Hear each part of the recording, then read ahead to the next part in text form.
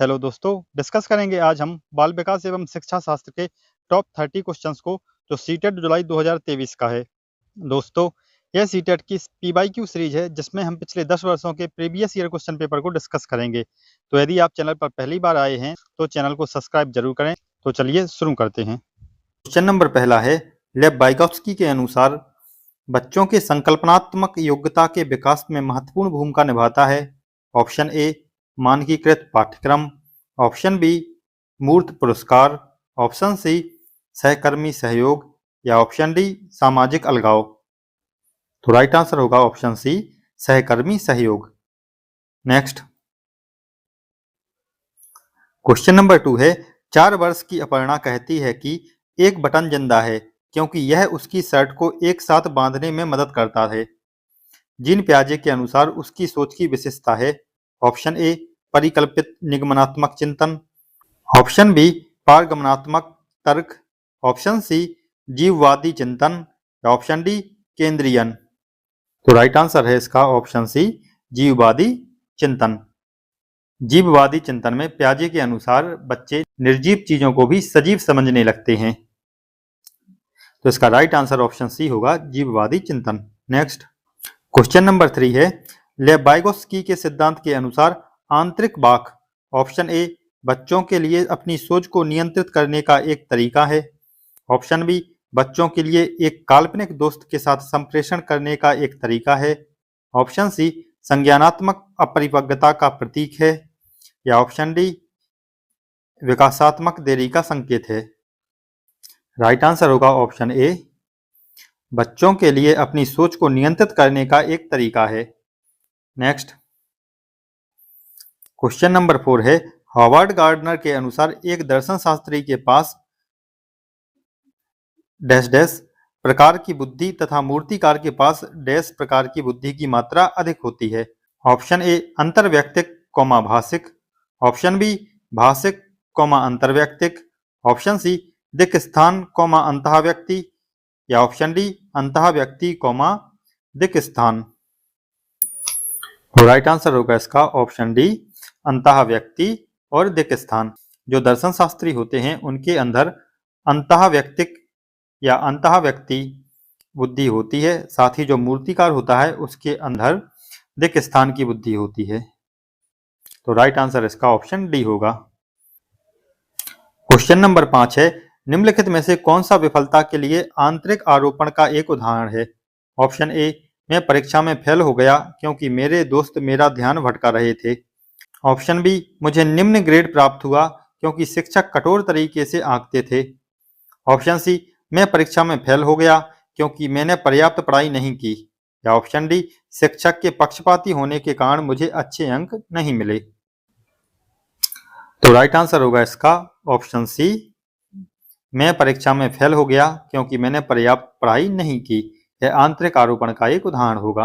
Next question number 6 है, निम्नलिखित में से कौन सा एक ऐसे स्थान का उदाहरण है जिसमें विद्यार्थियों को अपनी सोच पर विचार करने की आवश्यकता है। ऑप्शन ए कक्षा की शुरुआत से क्रियाओं के उपयोग के बारे में आपकी समझ कैसे बदली है, ऑप्शन बी वाक्य में संज्ञा और क्रिया के बीच क्या संबंध है, ऑप्शन सी क्रिया की परिभाषा क्या है या ऑप्शन डी आप क्रिया को वर्तमान काल में कैसे बदलते हैं। तो राइट आंसर होगा इसका ऑप्शन ए कक्षा की शुरुआत से क्रियाओं के उपयोग के बारे में आपकी समझ कैसे बदली है। नेक्स्ट क्वेश्चन नंबर 7 है, निम्नलिखित कथनों को पढ़िए और सही विकल्प का चयन कीजिए। अभी कथन ए है, बहुत कम उम्र में दुनिया भर में अधिकांश संस्कृतियों में लड़कियां गुड़ियों को खिलौने के रूप में चुनती हैं जबकि लड़के कारों के साथ खेलना पसंद करते हैं। अब कारण है इसका, बच्चे किसी विशेष संस्कृति की अपेक्षाओं के आधार पर एक लड़के या एक लड़की के लिए क्या उपयुक्त माना जाता है इसके बारे में जानकारी व्यवस्थित करते हैं और उसके अनुसार व्यवहार करते हैं। अब ऑप्शन है ए सही है परंतु आर गलत है, ऑप्शन बी ए और आर दोनों गलत हैं, ऑप्शन सी ए और आर दोनों सही हैं तथा आर ए की सही व्याख्या करता है या ऑप्शन डी ए और आर दोनों सही हैं परंतु आर ए की सही व्याख्या नहीं करता। तो राइट आंसर होगा इसका ऑप्शन सी ए और आर दोनों सही हैं तथा आर ए की सही व्याख्या करता है।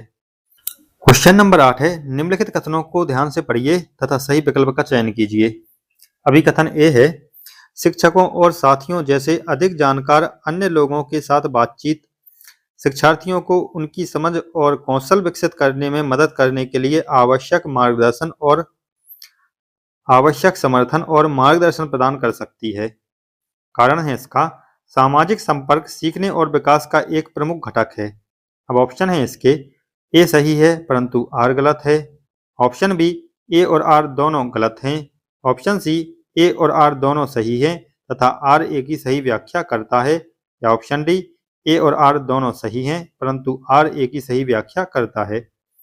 तो अभिकथन और कारण दोनों पॉजिटिव हैं, एक दूसरे से जुड़े हुए हैं।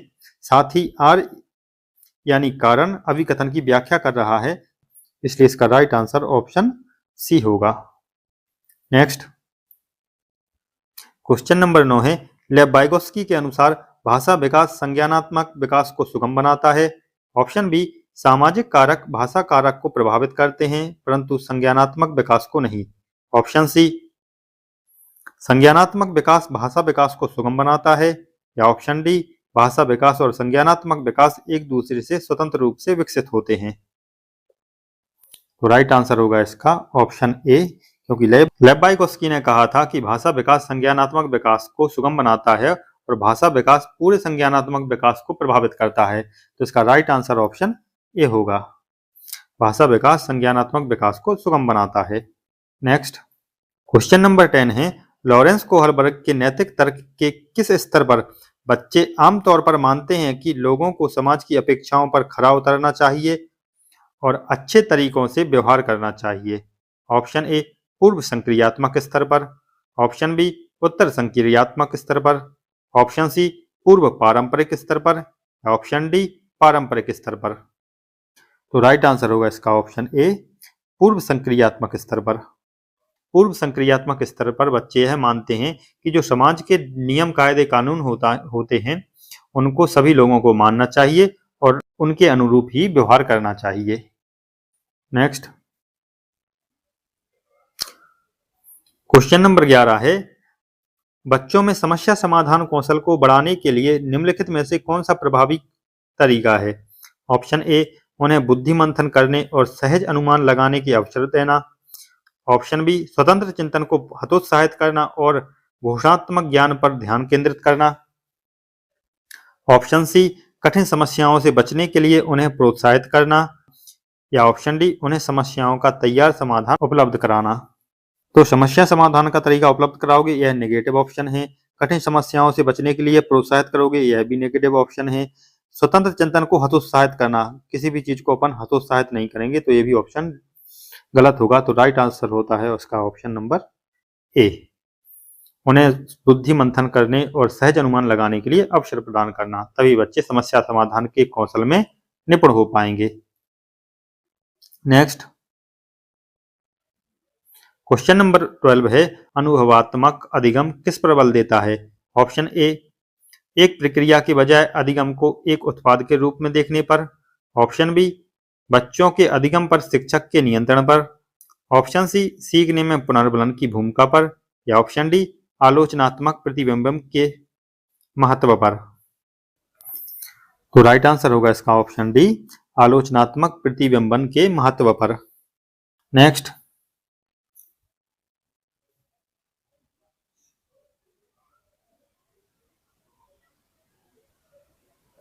क्वेश्चन नंबर 13 है, निम्नलिखित कथनों को पढ़िए और सही विकल्प का चयन कीजिए। अभिकथन ए है, शिक्षकों को सार्थक वातावरण बनाना चाहिए जिसमें सभी बच्चों की सक्रिय भागीदारी और संलग्नता हो। कारण है इसका, सभी बच्चे आंतरिक रूप से सीखने के लिए प्रेरित होते हैं और सीखने में सक्षम होते हैं। अभिकथन और कारण दोनों पॉजिटिव हैं तथा कारण अभिकथन से जुड़ा हुआ लग रहा है। तो ऑप्शन देखते हैं। ऑप्शन ए सही है परंतु आर गलत है, लेकिन आर तो सही है। ऑप्शन बी, ए और आर दोनों गलत हैं, ये तो ऑप्शन ही गलत है। ऑप्शन सी, ए और आर दोनों सही हैं तथा आर ए की सही व्याख्या करता है। ऑप्शन डी, ए और आर दोनों सही हैं परंतु आर ए की सही व्याख्या नहीं करता। तो राइट आंसर होगा इसका ऑप्शन सी, ए और आर दोनों सही हैं तथा आर ए की सही व्याख्या करता है, क्योंकि अभिकथन और कारण दोनों पॉजिटिव थे तथा कारण अभिकथन की पूर्ण रूपेण व्याख्या कर रहा है, इसलिए इसका राइट आंसर ऑप्शन सी होगा। नेक्स्ट क्वेश्चन नंबर 14 है, निम्नलिखित में से कौन सी प्रक्रिया अधिगम के दौरान योगदान नहीं देती? ऑप्शन ए गैर प्रासंगिकरण, ऑप्शन बी संगठन, ऑप्शन सी वर्गीकरण या ऑप्शन डी वैचारिकता। तो राइट आंसर होगा इसका ऑप्शन ए गैर प्रासंगिकरण। चीजें जितनी ज्यादा प्रासंगिक होगी अधिगम उतना ही अधिक प्रभावी होता है। तो हमें बताना था इसमें कि अधिगम के दौरान किसका योगदान नहीं होता, तो गैर प्रासंगिकरण। गैर प्रासंगिकरण अधिगम के दौरान योगदान नहीं देता, इसलिए इसका राइट आंसर ऑप्शन ए होगा। नेक्स्ट क्वेश्चन नंबर 15 है, निम्नलिखित में से कौन सा स्थूल गतिक कौशल है? ऑप्शन ए एक कागज पर एक बड़े आयत को रूपरेखा के अनुसार काटना, ऑप्शन बी बुनाई, ऑप्शन सी तैरना या ऑप्शन डी एक कागज पर वृत्त को रूपरेखा के अनुसार काटना। तो राइट आंसर होगा इसका ऑप्शन सी तैरना। तैरना एक स्थूल गतिक कौशल है, बाकी ये तीनों सूक्ष्म गतिक कौशल हैं। बाकी ये तीनों सूक्ष्म गतिक कौशल हैं।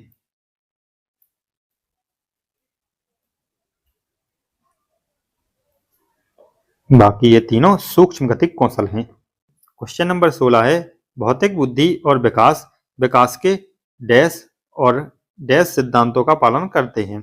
ऑप्शन ए विभेदीकरण यानी सरल से जटिल, एकीकरण जटिल से सरल, ऑप्शन बी एकीकरण सरल से जटिल, कॉमा विभेदीकरण जटिल से सरल, ऑप्शन सी शीर्षगामी यानी अवरोही और समीपस्थ यानी आंतरिक से बाहरी, या ऑप्शन डी समीपस्थ अवरोही या शीर्षगामी आंतरिक से बाहरी। तो इसका राइट आंसर ऑप्शन सी होगा, शीर्षगामी यानी अवरोही और समीपस्थ यानी आंतरिक से बाहरी। तो भौतिक बुद्धि और विकास विकास के शीर्षगामी यानी अवरोही और समीपस्थ यानी आंतरिक से बाहरी सिद्धांतों का पालन करते हैं। नेक्स्ट क्वेश्चन नंबर 17 है, प्रारंभिक बाल्यावस्था में वृद्धि खाली स्थान और सोच खाली स्थान है, जबकि मध्य बाल्यावस्था में वृद्धि खाली स्थान और सोच खाली स्थान है। तो इसमें हमें खाली स्थानों की पूर्ति करनी है। तो ऑप्शन ए है धीमी तार्किक और कॉमा स्थिर है आत्मकेंद्रित, ऑप्शन बी धीमी कुछ हद तक आत्मकेंद्रित स्थिर है तार्किक, ऑप्शन सी स्थिर है कुछ हद तक आत्मकेंद्रित धीमी तार्किक, या ऑप्शन डी स्थिर तार्किक धीमी और आत्मकेंद्रित। तो इसका राइट आंसर होगा ऑप्शन नंबर सी स्थिर कुछ हद तक आत्मकेंद्रित धीमी और तार्किक। तो प्रारंभिक बाल्यावस्था में जो वृद्धि होती है वो स्थिर हो जाती है, लेकिन सोच जो होती है वो कुछ हद तक आत्मकेंद्रित होती है, लेकिन मध्य बाल्यावस्था आते आते जो वृद्धि हो जाती है वह धीमी गति से बढ़ने लगती है और सोच वो तार्किक होने लगती है, और किशोर अवस्था तक आते आते बालक पूर्ण रूपेण तार्किक चिंतन या तार्किक अवधारणा विकसित कर लेता है। नेक्स्ट क्वेश्चन नंबर 18 है, जीन पियाजे के अनुसार पूर्व संक्रियात्मक चिंतन की मुख्य विशेषताओं में से एक खाली स्थान है जो किसी स्थिति के एक पहले पर ध्यान केंद्रित करने और दूसरे की अपेक्षा करने की प्रवृत्ति को संदर्भित करता है। ऑप्शन ए पारगमन, ऑप्शन बी कारण परिणाम का विश्लेषण यानी कारण कार्य संबंध, ऑप्शन सी केंद्रीयन या ऑप्शन डी विकेंद्रीयन। तो राइट आंसर होगा इसका ऑप्शन सी केंद्रीयन। केंद्रीयन में बालक उसी चीज पर कॉन्सेंट्रेट या फोकस कर पाता है जिस पर वह करना चाहता है, इसके अलावा बाकी सभी चीजों को वो नजरअंदाज भी कर सकता है। यदि बालक में केंद्रीयकरण या केंद्रीयन का भाव जागृत हो जाता है यानी केंद्रीयकरण का या केंद्रीयन का विकास हो जाता है, तो बालक उसी चीज पर कॉन्सेंट्रेट कर लेता है जिस पर वह करना चाहता है, अदरवाइज और बाकी चीजों को वो निगलेक्ट या नजरअंदाज कर लेता है। क्वेश्चन नंबर 19 है, अधिगम के लिए आकलन का मुख्य लक्ष्य क्या है? ऑप्शन ए विद्यार्थी के प्रदर्शन की तुलना एक मानक या तय पैमाने से करना। ऑप्शन बी, उन विद्यार्थियों की पहचान करना जिन्हें धीमी सीखने वालों के रूप में वर्गीकृत किया जा सकता है। ऑप्शन सी, शिक्षार्थी के प्रदर्शन का मूल्यांकन करना और ग्रेड देना। या ऑप्शन डी, विद्यार्थियों को प्रतिपुष्टि प्रदान करना जिसका उपयोग उनके अधिगम में सुधार के लिए किया जा सकता है।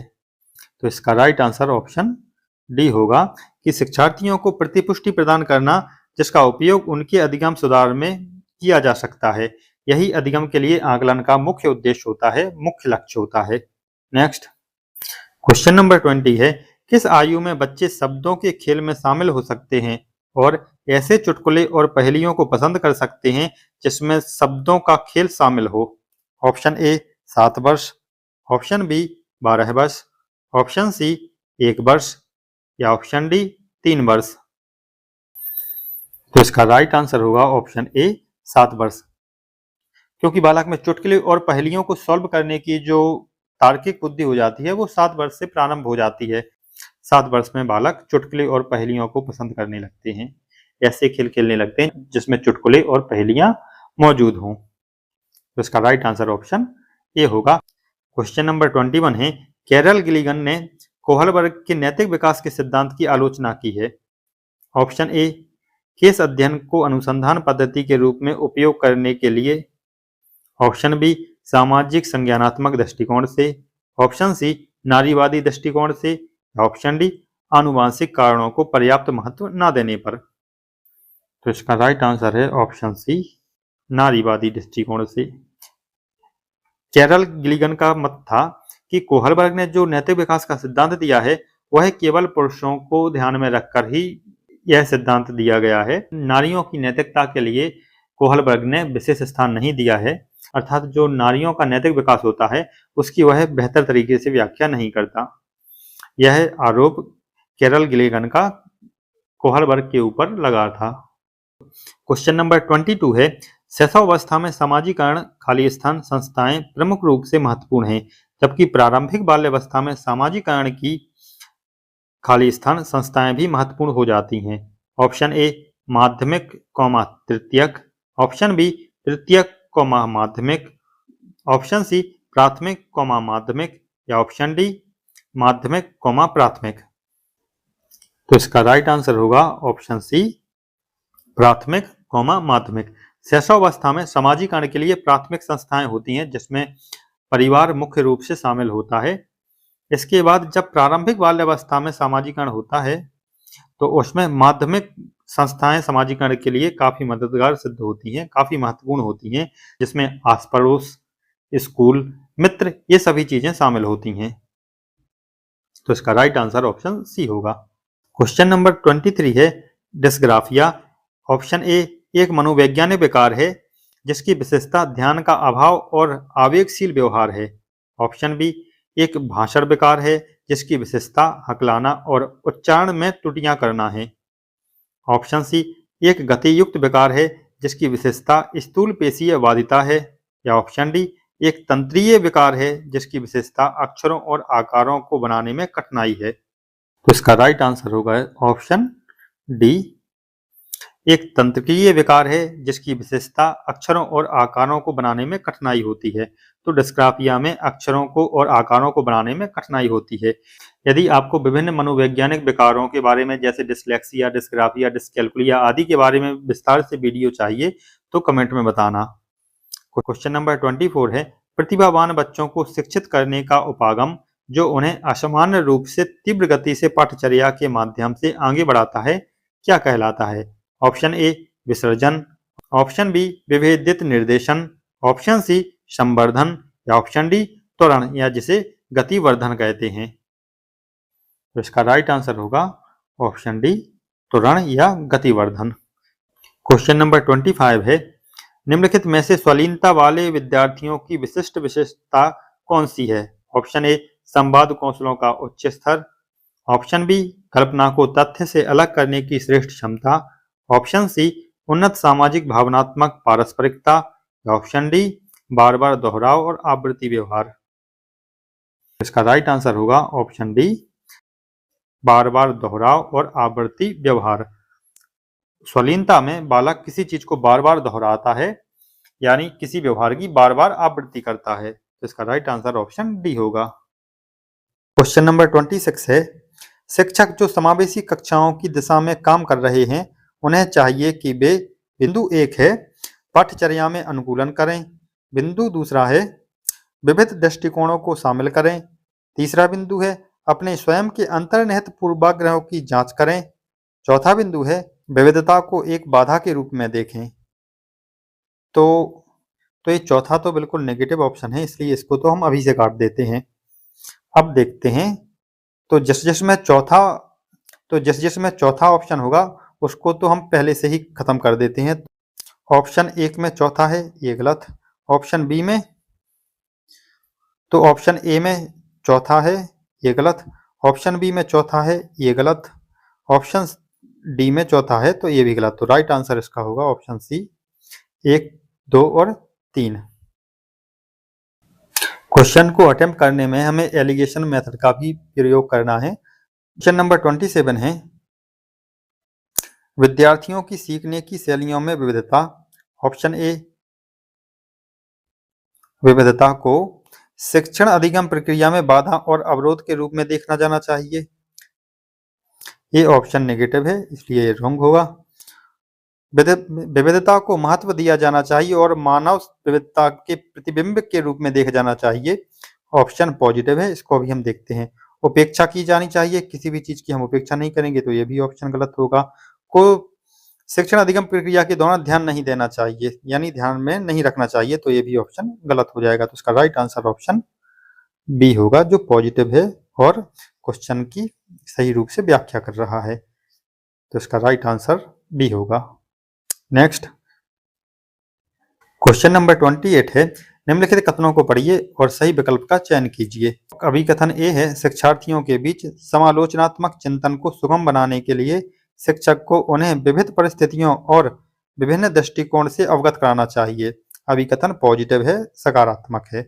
कारण है इसका, जब शिक्षार्थी विविध मतभेदों के बीच बातचीत में संलग्न होते हैं तो वे समालोचनात्मक और रचनात्मक रूप से सोचने की अपनी क्षमताओं को सीखने और समृद्ध करते हैं। अपनी क्षमताओं को सीखते और समृद्ध करते हैं। अभिकथन और कारण दोनों पॉजिटिव हैं तथा कारण अभिकथन से जुड़ा हुआ है। अब ऑप्शन देखते हैं इसके।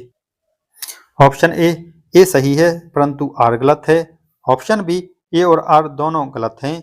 ऑप्शन सी, ए और आर दोनों सही हैं तथा आर ए की सही व्याख्या करता है। या ऑप्शन डी, ए और आर दोनों सही हैं परंतु आर ए की सही व्याख्या नहीं करता। तो इसका राइट आंसर ऑप्शन सी होगा कि ए और आर दोनों सही हैं तथा आर ए की सही व्याख्या करता है। अभिकथन और कारण वाले क्वेश्चनों में हमें यही देखना होता है कि यदि दोनों पॉजिटिव हैं और कारण अभिकथन की व्याख्या कर रहा है, अर्थात कारण अभिकथन से सीधे सीधे जुड़ा हुआ लग रहा है, तो फिर हमारा आंसर हो जाता है कि अभिकथन और कारण दोनों सही हैं तथा कारण अभिकथन की व्याख्या कर रहा है। नेक्स्ट क्वेश्चन नंबर 29 है, निम्नलिखित में से अधिगम का प्राथमिक लक्ष्य कौन सा होना चाहिए। ऑप्शन ए, समालोचनात्मक चिंतन का विकास। ऑप्शन बी, तथ्यों को रटना। मैंने पहले ही बताया है कि अब बाल विकास एवं शिक्षा शास्त्र में बच्चों के रटने पर बिल्कुल भी बल नहीं दिया जाता है। रटना किसी भी प्रकार से स्वीकार नहीं है, तो ऑप्शन बी तो गलत हो गया। ऑप्शन सी, यंत्रवत याद करने के पूर्वाभ्यास में उत्कृष्टता बनाना। नहीं, यंत्रवत नहीं और याद नहीं करना है, चीजों को समझना है, इसलिए ये भी ऑप्शन नेगेटिव है, गलत हो जाएगा। समकक्षियों के साथ प्रतिस्पर्धा, तो इसका राइट आंसर होगा ऑप्शन ए, समालोचनात्मक चिंतन का विकास। तो अधिगम का जो प्राथमिक लक्ष्य है वो वही है कि लॉजिकल थिंकिंग बच्चों में डेवलप हो। क्वेश्चन नंबर 30 है, बच्चे प्रभावी ढंग से तब सीखते हैं यदि कोई अवधारणा ऑप्शन ए, तर्क संगत से अनुभवजन्य की ओर बढ़ती है। ऑप्शन बी, सामान्य से विशिष्ट की ओर बढ़ती है। ऑप्शन सी, अमूर्त से मूर्त की ओर बढ़ती है। या ऑप्शन डी, जटिल से सरल की ओर बढ़ती है। तो इसका राइट आंसर होगा ऑप्शन बी, सामान्य से विशिष्ट की ओर बढ़ती है। ये तीनों के तीनों, इसके अलावा ऑप्शन ए, सी और डी, ये तीनों जस्ट अपोजिट हैं। अनुभवजन्य से ऑप्शन ए में अनुभवजन्य से तर्क संगत होता तो यह ऑप्शन सही होता। इसी प्रकार ऑप्शन सी में यदि मूर्त से अमूर्त की ओर होता तो ये सही हो जाता, और इसी प्रकार ऑप्शन डी में ये सरल से जटिल की ओर होता तो सही हो जाता। लेकिन ये तीनों ए, सी और डी जस्ट अपोजिट हैं, इसलिए ये तीनों गलत हैं, जबकि ऑप्शन बी सामान्य से विशिष्ट की ओर बढ़ती है, ये सही हो जाएगा। तो आज के इस वीडियो में हमने सीडीपी के टॉप 30 क्वेश्चन को डिस्कस किया है। आशा है आपको यह क्वेश्चन पसंद आएंगे। यदि आपको यह वीडियो पसंद आता है तो वीडियो को लाइक शेयर कर चैनल को सब्सक्राइब जरूर करें, क्योंकि यहाँ पर फरवरी 2026 में आयोजित होने वाले सीटेट को टारगेट करके हम तैयारी कर रहे हैं। तो चैनल को सब्सक्राइब जरूर करें। मिलते हैं अगले वीडियो में। Thanks for watching. जय हिंद।